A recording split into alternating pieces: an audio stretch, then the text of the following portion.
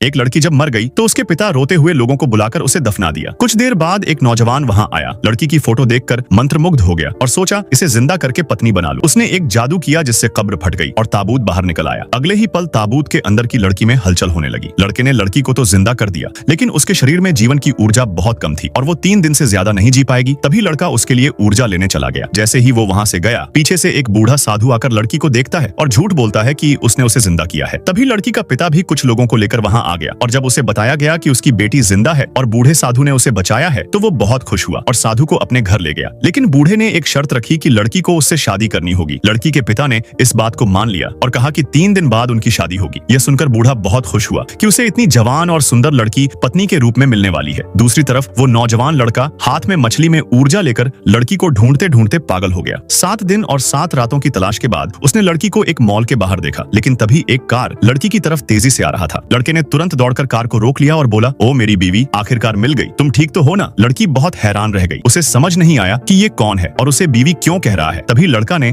लड़की को ठीक करने के लिए उसके मुंह में वो मछली डाल दी ताकि उसे ऊर्जा मिल सके, लेकिन लड़की का शरीर वो ऊर्जा सह नहीं पाया और वो पसीने से तर हो गई। लड़का तुरंत उसे गोद में उठाकर कमरे में ले गया और उसका इलाज करने लगा। उसकी देखभाल से लड़की धीरे धीरे ठीक होने लगी। लड़की को लड़के की ताकत और उसके अपनापन देखकर उस पर विश्वास होने लगा। तभी अचानक लड़की का पिता कुछ लोगों के साथ वहां आ गया और समझा कि इस लड़के ने उसकी बेटी को अगवा किया है। जैसे ही सब लोग उस लड़के को मारने के लिए आगे बढ़ता है, तभी लड़का सभी को कुत्तों में बदल देता है। ये देखकर लड़की का पिता डर जाता है